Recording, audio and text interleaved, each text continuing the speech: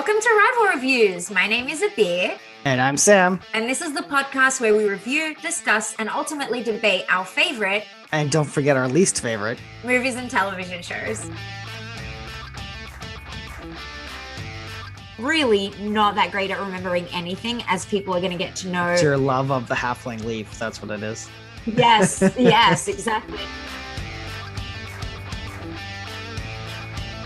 It makes no sense. I also... But he's a wizard. Yeah, but he's like, oh, these are Roscabel rabbits. All right, they're still rabbits, and these are like wargs trained to hunt and kill things. Oh my god. I was not expecting to see dwarf butt. Well, you didn't. You saw bad cartoons drawn of dwarf butts is what you saw. He had figured it out, which was when he takes the ring off and exposes himself to the dwarves. Yeah, I wouldn't say it like that. In this episode of Rival Reviews, Abir and I travel to Middle-earth for the Hobbit: An Unexpected Journey.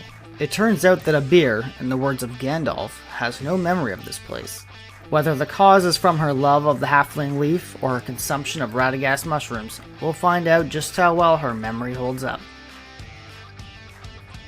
I'm a huge Middle-earth fan in general, so like you're not going to catch me really hating on many of these movies, even though some of them are definitely not as good as other ones, but I'm a big fan of this movie, and I'm really curious on the rewatch how you feel about it. Ooh, I really liked it. I mean, there were parts I was just like, oh my God, come on. But I am a huge fan of Middle-earth as well.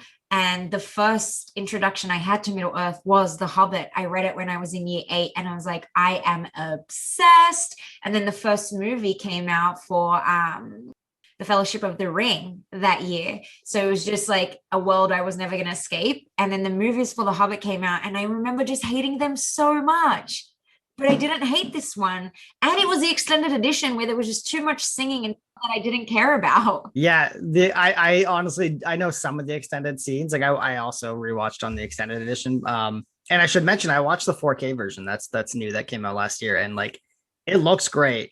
Now, the one problem with the 4K version, though, and we'll probably get into this more later, is the CG does not hold up well in this movie. Like the cutscene or the graphics, essentially. You can tell, like, but my God, it's Lord of the Rings. I mean, it's Middle-earth. It was just, it's exciting either way. Yeah, it was good. So let's start at the beginning. What did you think about the introduction with like the dwarves and the Arkenstone and the unleashing of Smaug? I liked it. I love that they took the time to lay down that history. I didn't expect Frodo to be there. It was a good cameo. Yeah, I realized they were essentially picking up where Lord of the Rings starts, essentially. Yeah.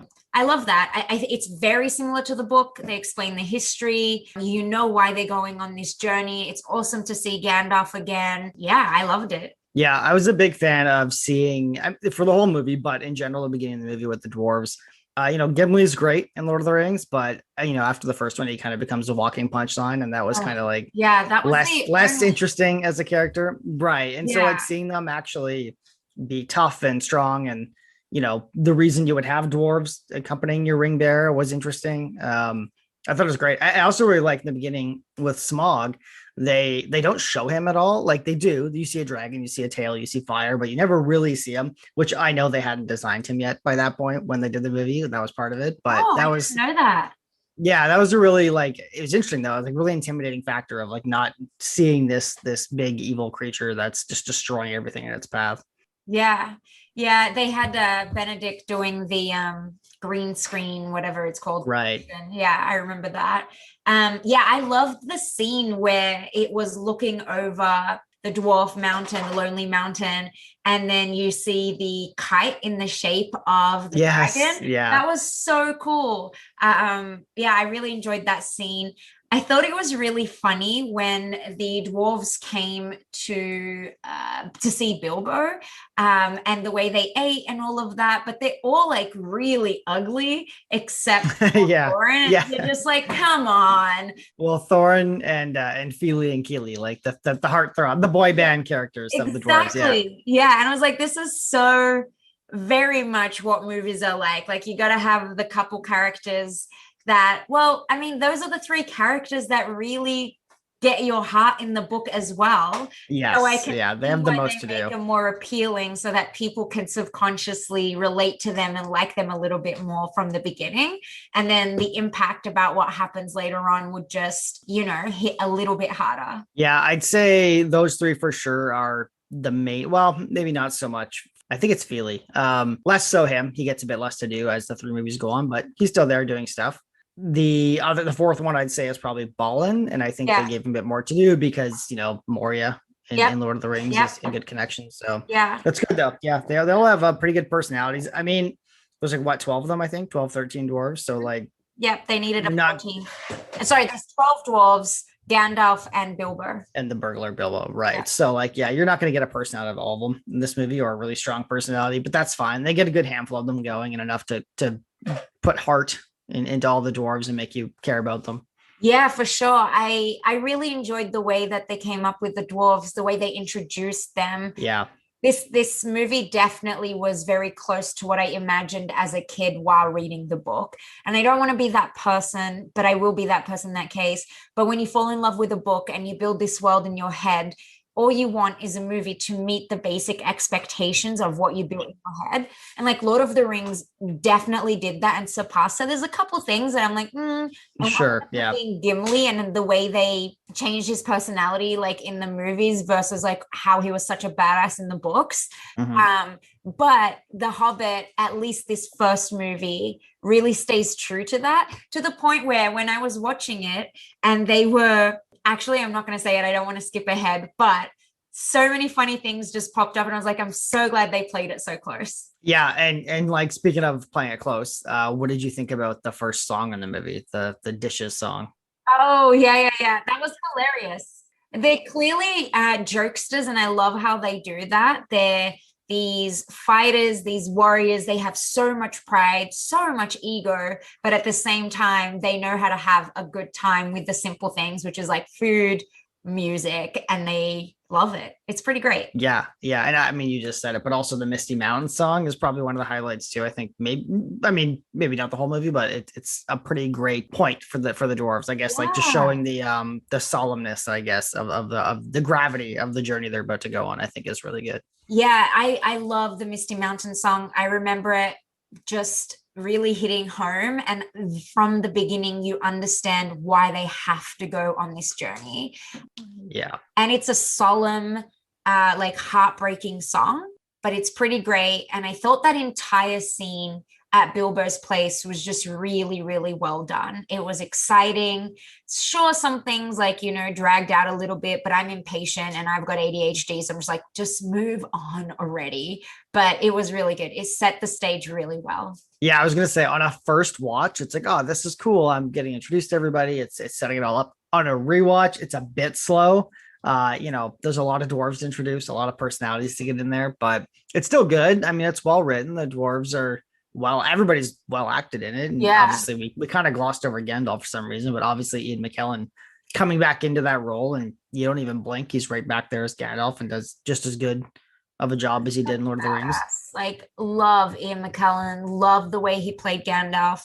Just, the thing about this movie, though, is I've only seen it once. And the only time I saw it before this was at the theater when it first came out. So I recalled nothing. The only thing I recall from watching these movies was there's a character that pops up in the second and third. I'm like, I think there's a few, they build a whole world that didn't exist before that. Oh, yeah, we'll get into that in the next movie. That's for sure. All I had was this feeling that I had about this series, and I came in and I turned it on, started watching it thinking I'm going to get bored. I'm going to put my phone on, just like pay half attention. But it wasn't like that. And Ian McKellen plays like such a big role in being able to just grip you with the way that he works. And so seeing him from when he knew Bilbo as a child and he saw an adventurous child in him, and then just like being sneaky and putting the sign on the door, that was awesome. That immediately like grips you because you're going to be like, what is he doing and what is he looking for? Yeah, Gandalf, he's very mischievous in this movie, which I really like. It's like a side you don't, I mean, you do with the fireworks and the kids and Lord of the Rings and stuff, but it gets dark and grim real fast in Lord of the Rings. So you kind of get the serious side the whole time. But I was going to say, we also kind of glossed over Bilbo. I mean, by the time the intro is kind of done, I'm like Oh totally yeah. with him. Like, he's going on his adventure, he's catching up. He does a really good job of bringing his own element to the Yeah. Bilbo character, but also feels like he's going to turn into Ian Holm later on He's in a Lord of the really Rings. good actor, and I think you see that in The Hobbit. You didn't see it in a lot of other things because of that typecast piece. You just feel like he is the characters that he's previously been playing. Fun fact, I remember being obsessed with the Sherlock Holmes or Sherlock, the one with Martin Freeman and Benedict Cumberbatch, and just being really annoyed that both of them had these commitments to The Hobbit and we couldn't get our next season of Sherlock. And by the time the next season came along, I had already lost attention and didn't care about the show. So at least we got The Hobbit. Yeah, that's true. Yeah, yeah, he definitely does a great job. I think all the actors, like, I mean, there's definitely no poor Oh actors in no, this movie or anybody that no, no, drags no, it no. down.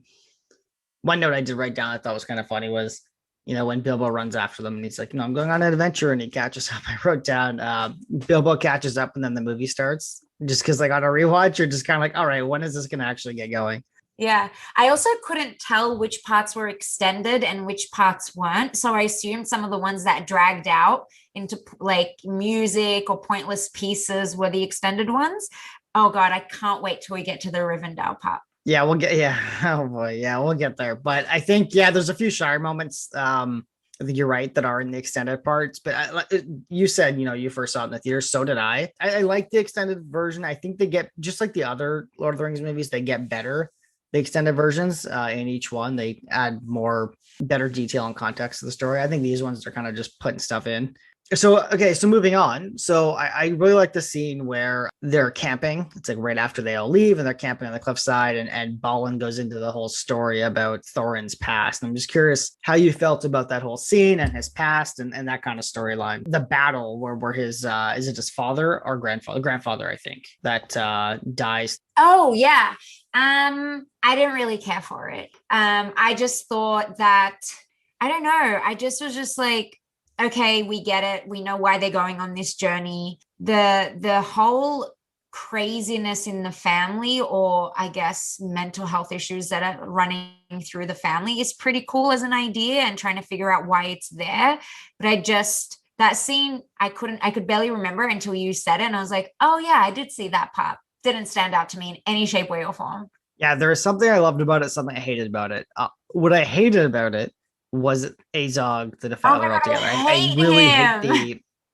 I really hate the add-on of him. I just like, your movie has such a good story already. So it's paced well. And then every time it moves to like Azog doing something, I'm just like, all right, like I don't need this. Like, it's honestly particularly bad at the end of it, but like we'll get there Oh for my that God, scene. yes. Yeah, I will say the part I did like a lot was like Balin telling that story, Yes. and then like everybody's asleep when he tells it, and then by the time he's finished, everybody's like standing there, like totally like enraptured by this story Yeah. of Thorin and him being the true king. And I thought that was really Yeah. well done. Like the whole character just was a ugly, not an addition that was necessary, to be quite honest, like you said.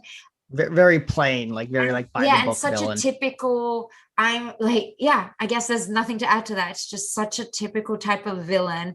Boring. Also, the CGI around him was really bad. So it made it very Mhm. uncomfortable, but very much just a orc. Like it's just who they are.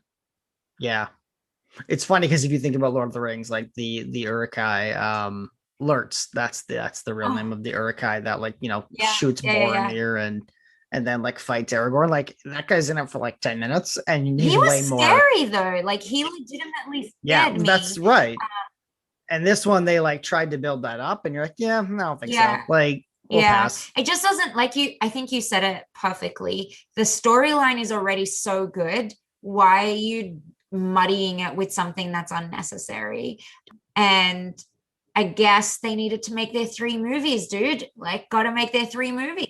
Well, we see a lot of that in the second movie, a lot of Yeah. additions. I do like after that scene, there's a part where Bilbo he's asking Gandalf about the wizards, and he's got a really funny line where he says, "Are the other ones powerful, or are they more like you?" Which was really funny to get Gandalf. But Gandalf talks about the different wizards like Radagast the Brown and Saruman, and I love the line where he talks about the two blue wizards, where he's just like, "Oh, I've like forgotten their names," because like in I think it's a Silmarillion that goes into it a little bit. They went east, and like nobody really knows what happened to them, and they don't really have names in the book and stuff. I just love that little reference to fans of Lord of the Rings. I love the whole Radagast scenes. I loved having him in the movie. I loved seeing another wizard. I was hoping that he would play a role in these movies, and he did, because he was always a highlight. But yeah, you're right, that line did make me laugh as well. But Gandalf is just such a great character, how he responds, how he runs with it, how you see his vulnerability in moments, and it's so powerful. I'm getting goosebumps now, because whenever I see a Gandalf scared, it's like, that's scary. Now I'm worried. I disagree a bit on Radagast. I like the idea of Radagast a lot. There are scenes in this I like with him. I just thought he reminded me too much of Jar Jar Binks in some of these scenes. It was far too cartoony for me. Like, I know the whole movie has cartoon elements. It's goofy. The dwarves make silly jokes. Stuff happens, but The Hobbit is a kid's book. Well, yeah, but then you look at some scenes later on, and like there's like people getting decapitated. There's like people getting like gutted essentially. Like, and it's kind of like, where's the line here? Like, I don't understand which way we're supposed to be going here. But I do like the part I didn't like about him the most was kind of his design, I guess. Like the bird poop was a little much for me. I didn't expect the bird poop. Right. But I like the character. I like that he's a good wizard, that he's so caring, and he is so in touch with nature. There's just something about that that's always so endearing. I agree. I do like the animal aspect, and like he's a friend of animals. I like that a lot. I like the foreshadowing with the spiders in Mirkwood. Oh, yes. I love that. It's a great scene. So like there's great stuff written around him. I just don't really like the portrayal of him, I guess. And just like there's even a scene later on where he shows up to give them a message, and like there's just a weird goofy part where he's got a bug in his mouth and he can't remember the message. And I'm like, why is this? Who's this for? I'm just very confused. Like he's not a character. He's not a big character at all, at least in my recollections from even the Silmarillion. Like he's not really a big character. So I see him as just like a means to an end. Like, we need something here, let's add a character, and like we know there's other wizards, so let's make an appearance of one, sort of thing. Yeah, I think my like for his presence is purely because we get to see another wizard that isn't Gandalf or Saruman. And he's different. Like he's not right. Like he's not just the. And Saruman and Gandalf are pretty similar in kind of like their demeanor, right? So I agree. I don't like the rabbit sled. I will point that out. That's really silly too. Oh yeah, that was weird. Yeah. I just think they went a little bit too far in him, but I do like the character overall. I think he's a good addition. He's a good addition. I also really like that Saruman was trying to discredit him by saying that he was like high. He says that about Gandalf too in Lord of the Rings. He says Gandalf's love of the halfling leaf clouds his mind. So he's very anti-drugs. We know that about Saruman. But I thought that part was hilarious because I wasn't expecting mushrooms. I wasn't expecting that, and I just cracked up laughing. But just you can see Saruman plotting, and it's really cool, but also you hate him so much. He's so good. He's such a great actor to make you hate him that much. Yeah, well, the late Christopher Lee.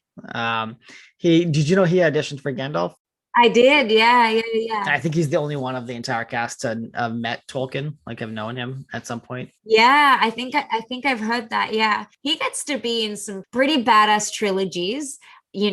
Obviously Star Wars and Lord of the Rings, but he's such a great actor. Really enjoy almost everything that he's in. It's kind of wild to look back and think like you have Ian McKellen and Christopher Lee like playing opposites as like very like intimidating wizards, if you will. Like it's so well cast. Oh, they got the casting right at all times. Like I can't think about any character that I didn't really enjoy.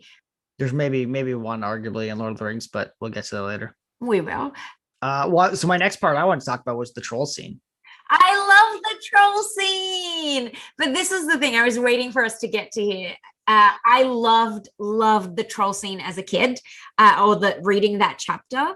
I honestly don't want to be held to this because I can't remember. You know what? Really not that great at remembering anything, as people are going to get to know. It's your love of the halfling leaf. That's what it is. Yes, yes, exactly. Um, so as people get to know us, they'll know that I don't have a great memory. It's legit part of having ADHD. It's really hard to remember anything because I just don't pay much attention to anything to actually remember it. But I'm pretty sure the chapter in the book about the trolls was called Out of the Frying Pan and Into the That's Fire. right. I think so. Yeah. Yeah, and then I love that they made that reference in the movie after the troll scene. Oh, yeah. So I loved it. I love that, Bilbo like tried to save them and he did it so well. I love how dense they are. They're so dumb that they couldn't tell that he was pretending to, hate on them and that they're going to be disgusting to eat. Love that scene. So fun. Yeah, I have to agree. The Hobbit's interesting. So when I first went to see it, like when it was first coming out, I'm like, how do you make a movie that's at least somewhat true to the book? And I think this one does a pretty good job on that. In a world where you've already made Lord of the Rings, which is like ultra serious for the most. I mean, yeah, it's goofy. There's jokes and stuff like that. There's comic relief, but it's altogether pretty serious. People are dying. It's sad. It's dramatic. There's high stakes in that. So going into this, I was like, how are you gonna do the troll scene? Like, how are you gonna do songs in this movie? Like, I don't know how you pull that off. I think they did a good job in all of it, including the trolls. I think having these intelligent trolls that clearly have been alive a long time. I thought, they go into the troll treasure trove later of the cave, and there's like all these really old like relics and weapons from like previous ages and stuff, which I thought was really, really cool touch. Sting, Glamdring, Orcrist, like all this stuff. Gandalf standing on that rock and cracking it so the sun can come through. That is different from the book, though, if you remember right. It is different from the book, yeah, but it's still pretty epic. Oh, it's awesome. It looks great in the movie. It's one of the best parts. I think if I remember right in the book, is it Bilbo that keeps them up until dawn? Is that what it is? Right? Yeah. Yeah. I mean, he sort of did that in the movie as well, though. Yeah, it worked enough. Yeah, I agree. Yeah, I think you can absolutely credit him to that. Yeah. I will say too, the part where I think they have Bilbo, they're gonna eat him. The dwarves like rush in and like that awesome dwarf music play, which is like I would put that up there with any theme in Lord of the Rings. I'm like, that is such cool music for these dwarves. Every time I hear it, I get like so excited. I'm like, all right, let's see what's gonna happen with these dwarves now. Yeah. The music was really good. I guess who's the composer? Gotta be Howard Shore, right? Like he did Lord of the Rings. Yeah. It's pretty great. Like music. I don't think people realize how much music is a big part of making movies really, really good. And the music in Lord of the Rings and The Hobbit. It's tone, right? It has to match. Yeah. I was gonna say too, like this is obvious probably to us, but like we should probably mention that these are the very same trolls that they see in Fellowship of the Ring when they camp there after I think it's after Frodo gets stabbed, yes. I believe, right? Yeah, which is a really cool build up.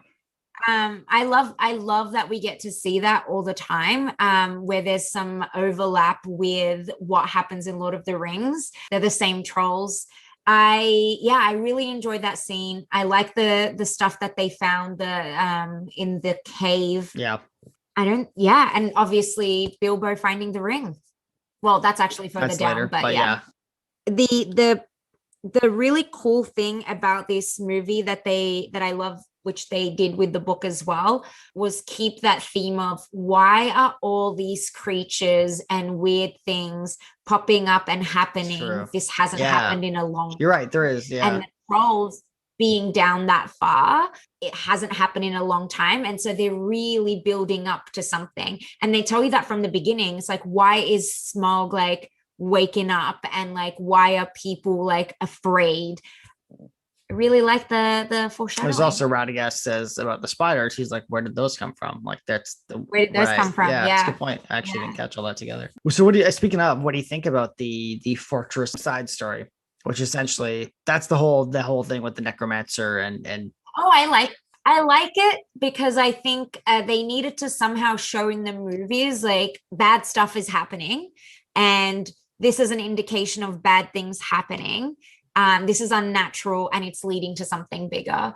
I didn't mind it. I don't think it was like great to be quite frank, but it wasn't a bad addition in my opinion. I also like the idea of a necromancer, and really, really ties into the God, what are their names? Ring race. Yes, the ring race. I was going to say the men with the rings that are wraiths. Yeah.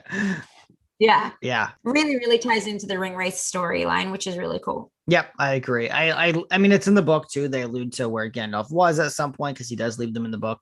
I think there's more of that, and I think it's movie 2, where they dive into that more. But who knows? I'm going into this as if I'm watching them for the first time now. All right, but yeah, so they start talking about that in the first one, which is really cool. I like the build up. There's another scene later on that goes into it more that we can talk about. After this point, they have the orc ambush, right? Yeah, so cool. I would say, before we go into your opinion, I have to point out that this is the part of the movie where the CGI really starts to fall apart fast. Yeah. That was a cool scene. I wasn't expecting, we're talking about before they got to Rivendell, right? Right. Yes, they're running. Yeah, because there were 2 orc attacks, but one was before, one was after. Yes.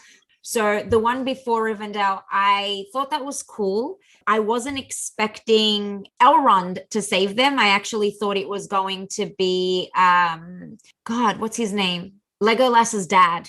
Can't remember his name. Thranduil. Yeah. I thought it was going to be him for some reason. Probably because they showed him earlier on. Different elves. Yeah, different elves. But yeah, didn't expect it to be Elrond. Didn't even realize that they were close to Rivendell. But loved that scene because it was setting you up for them to get there. There's a point, it's funny you mentioned that. There's a point in that entire scene where Gandalf is like leading them somewhere, and Thorin, he kind of looks at him and he says, "Where are you leading us?" And Gandalf like doesn't respond to him, and Thorin just gives this like knowing look that they're going to Rivendell, even though he's already protested it. And I thought it reminded me a lot of Fellowship, where Gandalf doesn't want to go through Moria, but Gimli does, and they have to in the end. And it kind of was an interesting parallel of Gandalf being on the other side of that situation of not like wanting to go somewhere and having other people not want to go there. I thought that was neat. I mean, and to be fair though, it's natural because they are dwarves and the others are elves. Like there's that natural tension between them. Whereas the reason that Gandalf didn't want to go to Moria was because he was probably sensing that something tragic had happened there, and probably wanted to spare Gimli the pain of seeing it, and probably also sensed that there was the Balrog there. I think he knows about the Balrog. I mean, I don't think he'd seen it up until that point clearly, but I think he knew of the talk or the legends of it. And I think he knew enough to know that Moria probably wasn't safe. I don't know if he knew exactly that it wasn't, but I think, like you said, he knows well enough. He's been around the block. Gandalf knows what's up. Gandalf knows what's up. That should be the name of our episode. Should be a t-shirt we might have to print, but yeah, I was gonna say we're gonna harp on the CG a little bit in this movie, but like I do know these movies were made on a bad. It's pretty horrible. There's especially a part coming up, but they're made on a timeline, like a pretty short timeline. We know that they're originally only going to be 2 movies. They got forced to do a 3rd movie, which is where a lot of the inserted plot that doesn't really work in the next one comes from. But so I do get it. You can't see me. I'm shaking my head because I think it's ridiculous to ruin the story because they needed to make a 3rd movie. I totally agree. And I think everybody who's seen these would mostly agree with that, but it's too bad, but we will cut it some slack for knowing that that's what our boy PJ had to, figure out on the spot, essentially. Are we going to talk about what happens at Rivendell? Sort of. There is one moment I want to hit before that, which is with your favorite character, Radagast. I think the rabbits outrunning wargs is one of the silliest things in the entire movie. I think that is so dumb. You're not wrong. It makes no sense. But he's a wizard. Yeah, but he's like, oh, these are Roscabel rabbits. All right, they're still rabbits, and these are like wargs trained to hunt and kill things. Like they probably eat rabbits every morning. Like I don't understand why these rabbits. But he's a wizard. All right. Can you not suspend belief? I think I suspend a lot of belief in this movie for the sake of this. You have to suspend complete belief. All the belief is suspended. Yeah. I think. But he's a wizard. You sound like the guy from Harry Potter. He's like, he's a wizard, Harry, or you're a wizard, Harry. That was Hagrid. Right. Oh God, Harry Potter. There's too much controversy around Harry Potter. I wonder if we should do it or not, but we'll get to that. Yeah, I'm sure we will. Yeah, we were. So one other part about that was it didn't make a lot of sense to me why the orcs chased him. I'm like, aren't they after the dwarves and not a wizard on a sled? Like they know the dwarves are here. That's who they're tracking. Why did all the orcs chase this rabbit sled? Maybe, I don't know. I have no answer to that.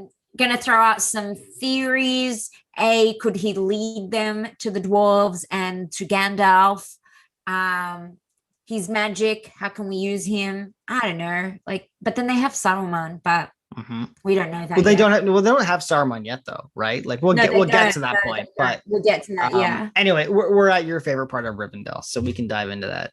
Yes. Okay. Really hated the food scene. Hey, how rude they were. Really did not like that. What do you like?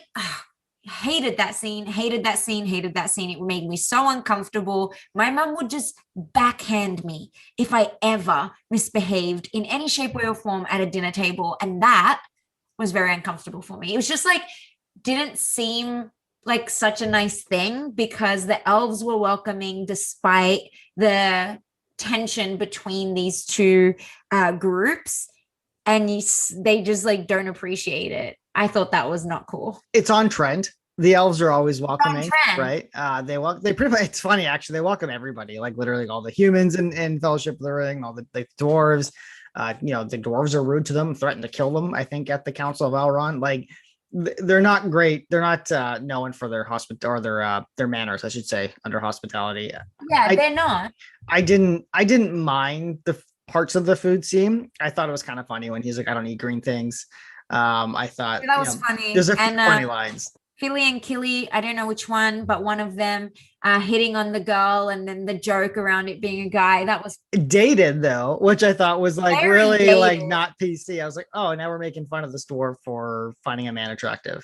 Yeah, that's actually a thing I wasn't expecting to pick up on in the movie. Actually, see some dated references because technically, the whole Lord of the Rings is dated.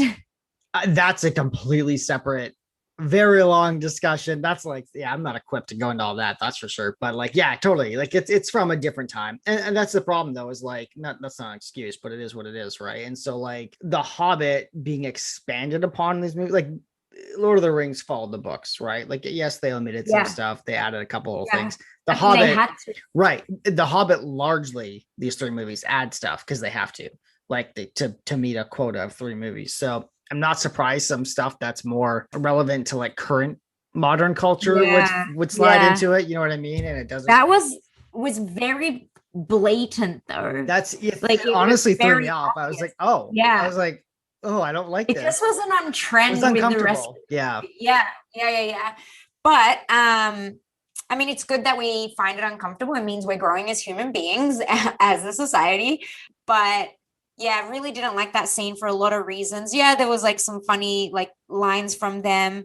It wasn't that great. Thought it was rude. I will say I really liked Bilbo in Rivendell. There's the scene. I honestly forgot that for some reason I forgot that he goes back there later. And I was watching, I'm like, man, this is nice. He's really soaking it all in. He's looking around. He's really enjoying it. And then I'm like, oh yeah, he comes here later. Like this, you should set this up. And then there's that great moment with Elrond later on where Elrond just says to him, like, you're welcome to come back anytime, essentially. And I love how that's not over. They kind of honestly blow this a bit in the third movie with being way too on the point with certain comments that we'll get to in the third movie. But this one, they didn't. It just felt like it was a nice moment that you can call back to later when you're watching that movie. It wasn't in your face. It wasn't, hey, nudge, nudge, like you can come back anytime, Bilbo. And he looks at the camera, none of that. I think it was the moment that Bilbo realized he actually was enjoying his adventure. Yeah, that's a good point. Yeah, I'd look at it that way too. Because he never would have been able to see Rivendell if he wasn't on this adventure. And despite the bad things that have happened already, like he gets to see this beauty, and you can tell in that moment he was appreciative of it. And also like Rivendell, just absolutely gorgeous, what it's supposed to be. Yeah, and it's funny because like, the CG is not perfect, but it's not supposed to look real. You know what I mean? So it kind of gets away with it where you're just like, it's fine if it looks too fantastical. Yeah. Speaking of ethereal, Galadriel. Real quick, before we get to Galadriel, can we just talk about the fountain scene in the extended edition? Oh my God. I was not expecting to see dwarf butt. Well, I you was didn't. not You saw bad cartoons drawn of dwarf butts, is what you saw. I was not expecting that. All I can see is like potatoes. Yeah. That's what it looked like to Yeah, me. it is hands down the worst scene in all of these movies, all six of them. It is by far, and it's an extended edition scene, which further baffles me. Why you would choose to put this in the movie after the fact was like so. It's a scene with the dwarves dancing around the fountain, jumping through the water, playing games. They're all naked. And it's just like, and the joke is that, oh, look at the dwarves being silly in Rivendell and not being elf-like. And it's just like, they And I felt like look I had already made that point. right. It looks terrible. It doesn't Yeah. really suit any of the characters. It's like, you know what I mean? That scene was so unnecessary. It was such a bad scene in every possible It way. wasn't even a funny joke. Like it was It like wasn't very funny. It was flat. Yeah. annoying. It was annoying. Yeah. They really got annoying. That like on brand sort of misbehavior or for lack of better Yeah. terms really got annoying. But I want to get to Galadriel We're at and Galadriel. Go ahead. Kate Blanchett, man. Aussies. Perfect I gotta casting. love Oh, him. she's Australian? I didn't know that. Yeah, she's Aussie. Um, obviously I Yeah, love my of Aussie. course. Aussie pride. Yes. Oi, oi, oi. But she's such a great Galadriel. She's so ethereal. She's so bloody white. Like Right. she's Yeah. but to be fair, I do think that in Lord of the Rings and in The Hobbit, there is this discomfort that all the good people are generally white. And you know, even when there was the battle at in the third movie of Lord of the Pelennor Rings, Fields. yeah, like the bad people are always the dark people, the dark Yeah, it's skinned true. people in the Yeah, from the books. east. Yeah. Tolkien, yeah, and from the east, and Tolkien makes a reference to that in the book as well. So it does make me uncomfortable to see that the like white people are generally painted as the good people in these movies, and like as a person of color, it is obvious to me because I have no representation up there.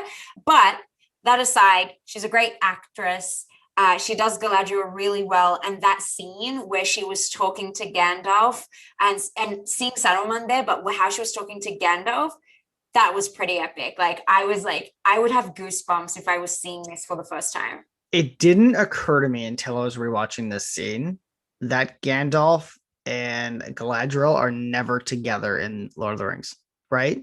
Yeah, You no, only meet you only meet Galadriel after Gandalf falls. You know what I mean? And it has good weight in Lord of the Rings, but now seeing this scene, you're like, oh, it is really like it's almost more jarring now when that happens. Gandalf, when he shows up, is like he says, "It's been so long, you haven't changed, but I have," and like really cool. makes you feel like there's been a lot of years since they've been in the same room, and that was really well done.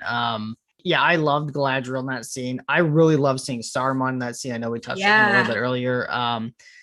You know, getting a chance for Gandalf to interact and converse with Galadriel, Saruman at the early stages of his corruption was really great. Like such a great addition. Yeah. It adds so much more weight to all those characters in Lord of the Rings and the whole situation. I know they do more with Saruman and that kind of corruption in the future movies, but I just loved seeing him basically naive at this point. Like it didn't come across to me as he was already corrupted. It was just him making poor judgment call. I think it was starting to. We know he had a Palantir at this point, so we know he's been trying to look, and I don't think he knows he's corrupted. I think is the best way to put it yet. I don't think he understands what he's doing yet. I disagree. Oh, really? Yeah. Yeah, I think we're seeing Saruman after he's decided to take this path, because he's so obviously trying to tell Gandalf that Radagast is untrustable, like untrustworthy, that this is a stupid thing that they're doing. What's in it for him other than like making sure that they don't gain the stronghold in the Misty Mountain, because it's important that he's able to continue his mission with Sauron. Like to me, it felt like as I was watching that, I was like, oh, you can see the evil right now already. Yeah, I still saw it more as him being naive and stubborn, which is how Gandalf kind of paints him when he talks about him in Lord of the Rings. It's more, he does. I think, like he dismisses Radagast as being a hermit, which, to be fair, he is. He's not super concerned until this moment of what's happening with Gandalf and the other wizards. I think one of the things I liked about that entire scene too is Gandalf realizing, and Galadriel kind of talks to him telepathically, which is really interesting too. But like, you kind of really realize the burden that's on Gandalf at this point, where it's like Yeah. he has no help. Like all of the wizards are lost in some capacity. It's just him that has to like carry the burden of saving Middle Earth without directly taking the ring or directly getting involved with whatever 'Cause he can't, situation. yeah. Yeah, which I thought was such a great Yeah. setup. Yeah, it's a great addition to the movie. I think Gandalf is a great character. We all know Gandalf is who saves Middle Earth. It wasn't anyone else. It Well, was Sam, his but yeah, Sam. I mean, come Sam. on. But Sam wouldn't be there if Gandalf didn't tell him, don't leave Frodo. I think to go back to this point about Saruman, I do think he was evil. I still think he was at that point, because Galadriel chose to communicate to Gandalf telepathically rather than say it in front of Saruman. And I think there's just too many for me, at least, or maybe it's just the knowledge of what's coming, or maybe Christopher Lee is just such a great actor that his foreshadowing is so good. But I guess this is why we have these conversations, right? Yep. I do think he was aware of what he was doing in that moment. Yeah, something you said there actually kind of reinforced my thought on that too. Was that like Galadriel talks to Gandalf to say like, "Oh, the dwarves have left," and kind of like, but if he had fallen or got corrupted by that point, I feel like Galadriel would have known that, and she would have told Gandalf that. I think But she he's just a knew powerful wizard. she's Galadriel. She's got a Yeah, she's ring. He not. doesn't. Is she He like doesn't. right? So I think He's like got the power of Sauron with him. not yet. Don't forget, he's trying to he thinks he can get power from Sauron at that point. I think I just don't know. This is obviously my opinion. I'm sure somebody out there knows Lord of the Rings better than us, and will probably have a Oh, hell stronger yeah. opinion on this. But I just thought like it was more Galadriel. I agree with you that Galadriel knew Saruman wasn't the one to go to. Clearly, Yeah. I think she more just sensed that he was definitely not the right person, and clearly Gandalf is for so many reasons, and she would know that. So it was more like, all right, there's no use getting to Saruman at this point. I'm going to share with Gandalf because he's the only one that's actually going to do something. Whether Saruman knew what he was doing at that point or not, I think there's a lot of references though, or enough references to Saruman just being too ignorant and too like complacent by that point, and that's how evil grew around him, right? Yeah. I just think that maybe I'll You can say concede. I'm right. It's all right. Yeah. I don't know if you're right though. I guess I'm just trying to put myself in the shoes of someone who would become evil, and I don't know if people consciously become evil for the sake of being evil. He I may agree. want more Yeah, power, I agree with that. and he may want more this. So there is definitely an argument for he was going down the path of more power, or trying to somehow get away from this image or this reputation that he's naive and young and stubborn, and then ends up moving down this path, and then before he knows it, he's evil. But like, there's just too much that's happened in the history of Middle Earth, Right. to not be able to consciously say this is Sauron, and if I get into bed with him, it's gonna go bad. So again, that's why I think he didn't know what he was doing. Like he thought he had like Gandalf has a great line in Fellowship of the Ring. I think it's pretty sure it's Fellowship. Maybe it's Two Towers, where he says like, no, it is Fellowship, when he meets up with Saruman and Saruman takes him prisoner. But he says like, you can't use a Palantir. They're not all accounted for. We don't know who has these things. So I think naively Saruman thinks, oh, I'm the head of the wizard order. The is it Maiar, I think they're called, right? I'm the most powerful wizard on Middle Earth. I'm fine. I can handle this. And he's just so naive and stubborn, and that's what happens. I think either way, we're both arguing the same point of how much depth it adds to Saruman, and that's what we really like about it. The rock giants, thoughts on them? Oh, so cool. I thought it was so cool, but the fact that they survived. Yeah, they get crushed. It's like another fun. Yeah. I thought that was like a great sort of idea. The CGI also wasn't that great, but because it was dark, it didn't matter as much. But I just was just like, okay, there's, even with suspending all belief in these movies, how are they still alive? So that part was annoying. I thought it was fun. It's one of those scenes where like, I'm like, well, they're just going to skip this, obviously, because it's kind of too ridiculous and it's too much of a side thing. And like, nope, they did it. They did it. I do like what it leads into, which is obviously them in that cave. I like the moment after that point, and I forget which dwarf it is, but the one that has the conversation with Bilbo about his home, like how they have to do this to get their home back. And Oh yeah, and Bilbo understood that. Yeah, well, he leaves at first, and then he decides, you know what, they're right. Like, I'm here to like help you get a home. Like, that's you don't have a home to go back to like I do, right? Yeah. I thought that was a great little scene, one of the best I think in the Yeah. movies. And I love the obviously the segue of that scene into Goblin Town. Yes. That was really good. Yeah. Actually, was it? It was fine. I'd say I like some of it too, but I also thought there were some problems with that scene. Tell me what you found problematic. Um, the song was weird. It's funny because it's kind of like catchy and goofy, but you like that song? No, I No, also thought it was weird. it was just kind of like it's very short and out of nowhere. And I get it; it's a song in the book. They're all songs in the book, but it's kind of weird to do a couple songs at the beginning of the movie, stop all of them, and then do one randomly at the end for 30 seconds or whatever it was, a minute or two. They did the when they were having dinner with the elves. It was really short though. Oh Well. yeah, that was more akin to like Mary and Pippin singing on a table, though, right? That was just a tiny little Yeah. Yeah. shanty, if you will. But yeah, kind of weird. Goofy, the big Goblin King. I do like the goblins. Like, yeah, the CGI doesn't hold up well, but I liked how like I don't know, like tiny and creepy and swarmy they were. I thought that Oh was my God. different. I just really found them disgusting. That's what I liked So about them, though.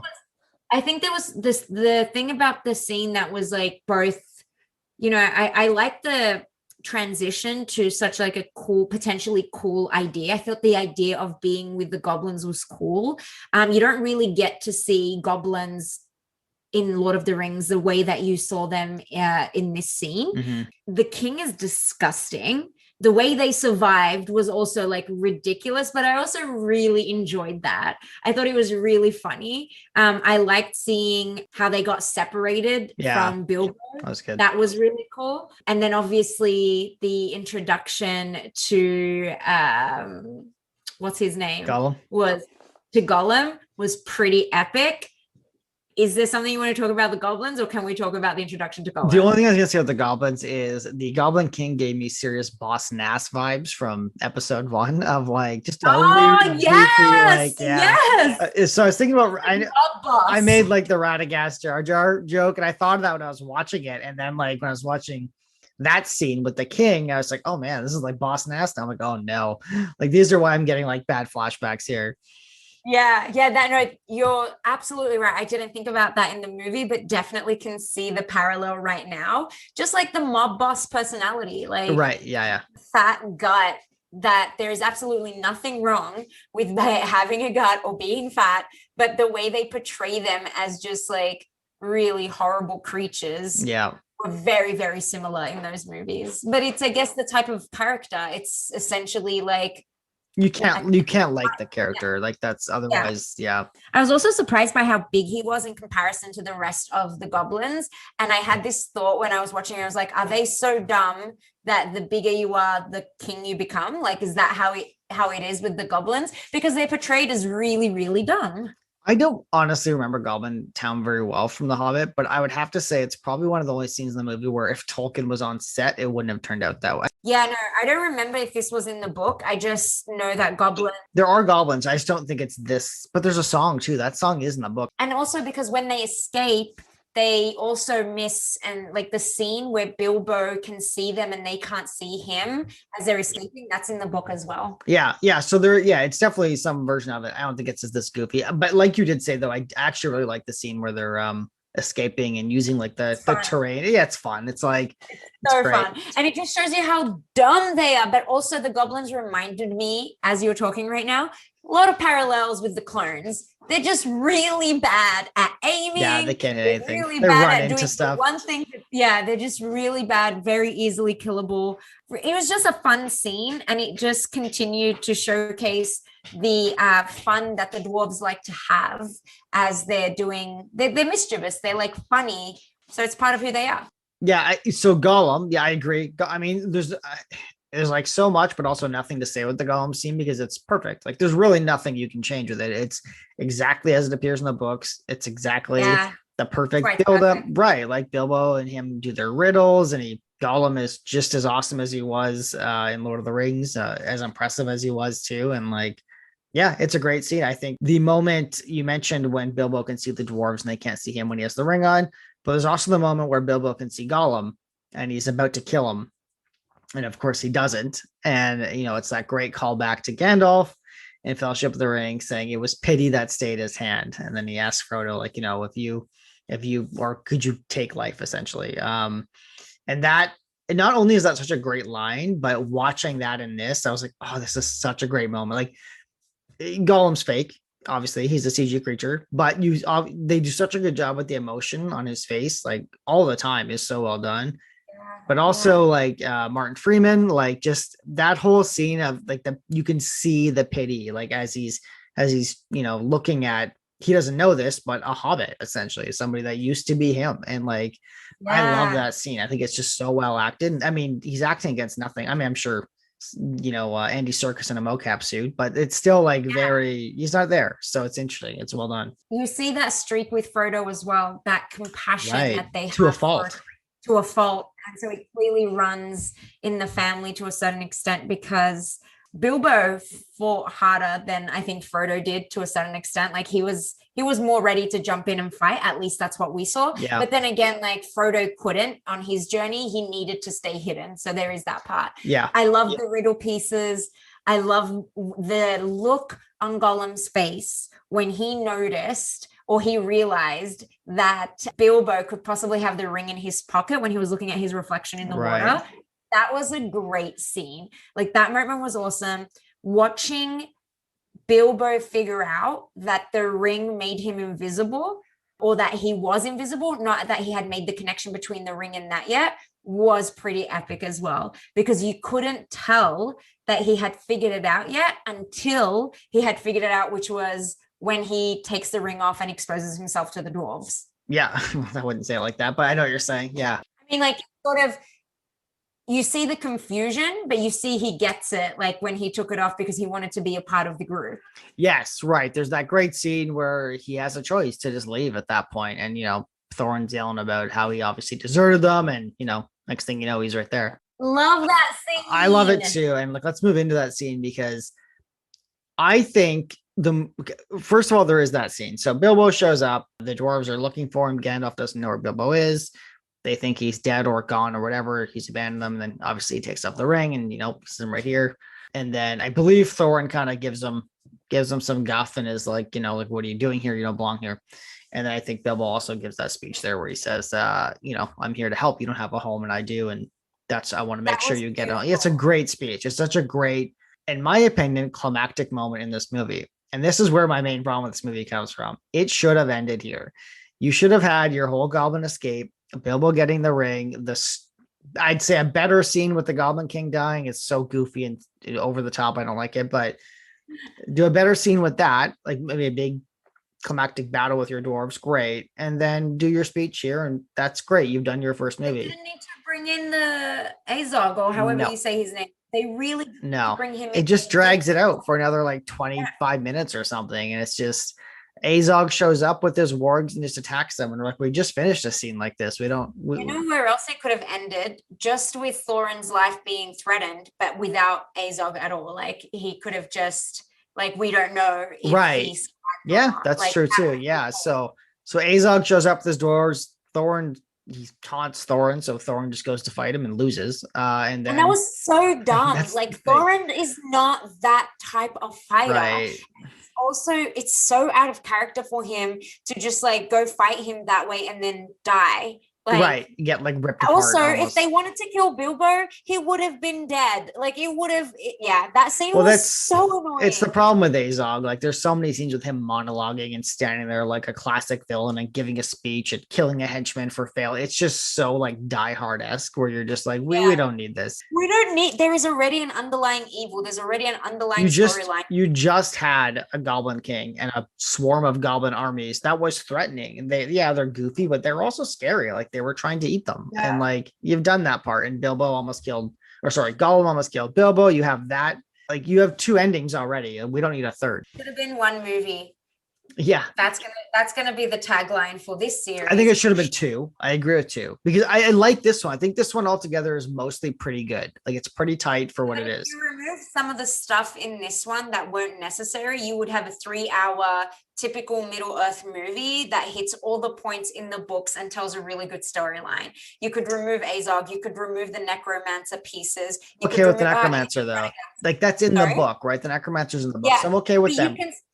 you can still remove things that are in the book that don't That's true. necessarily That's what Lord of the Rings did. Good like point. Yeah. yeah, like you could remove Radagast and he was in the book because like even in the book it feels like he's just there to continue the storyline to a certain extent.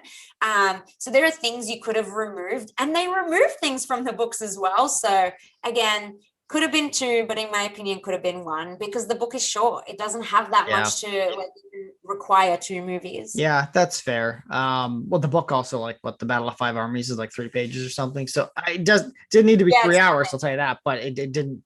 I do like a little bit of an extension on that Battle of Helm's Deep was just like took forever. in the movie. Books. Oh yeah, it's pretty detailed. Yeah. Yeah. Yeah, I mean, I agree. The one thing I do like is the Eagles, obviously, and I like the Ah, flaming the acorns Eagles. from the book is pretty great too. But you The Eagles could have had the always goblins leave the cave, and then like dawn was coming, and they had to like, you know what I mean? Like they could have just done all that the same way with the same creatures. But anyway, we don't like Azog. That's our opinion. What to wrap it up? What is your favorite part of this movie? um Oh, I think my favorite part in this movie was that scene in Rivendell where they had Elrond, Galadriel, Saruman, and Gandalf. I loved the way that it played out. I loved seeing all of those people in the same place. Like they are huge characters, whether good or bad. Seeing them interact like that, I don't think we had seen that before. So it was really cool. I also really love the way they made Bilbo. Like Martin Freeman was really truly a great actor in this movie. He played the character really well. So I think those two parts like really hit home for me. Yeah, I think I'll leave it there.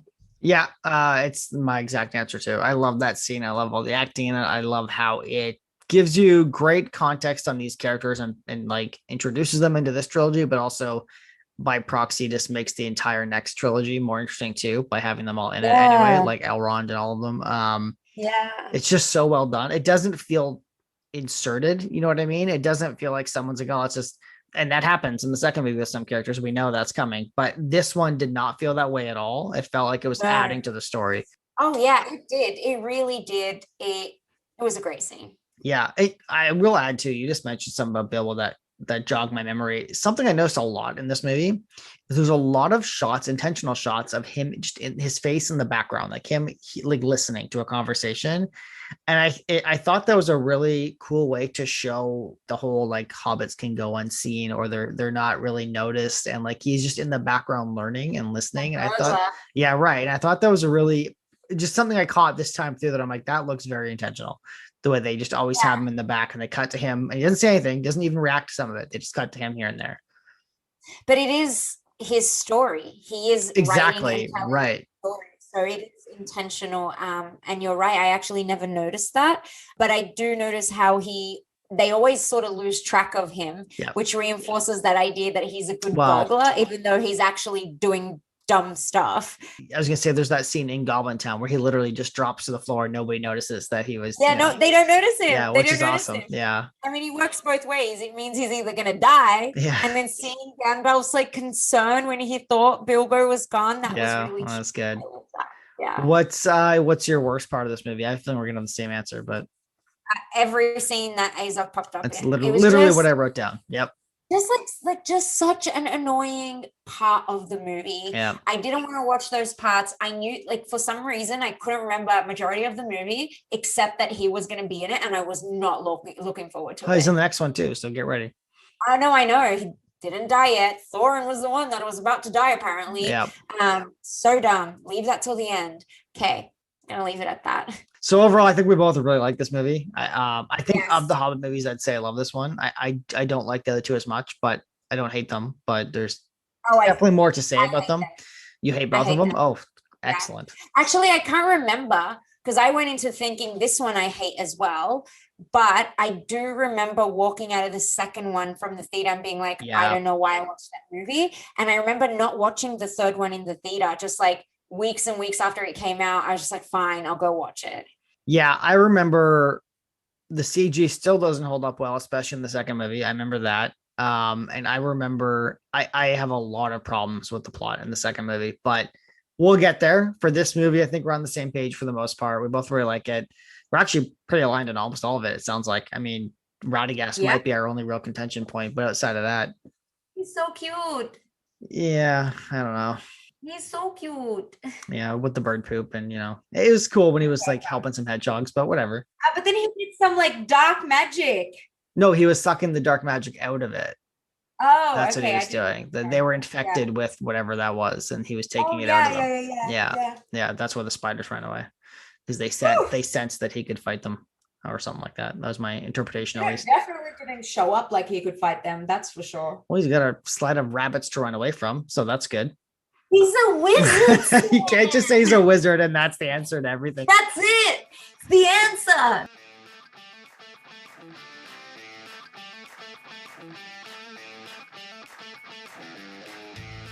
So, Abir, where can they find us? Where can they reach us? Where can we get their feedback and their comments?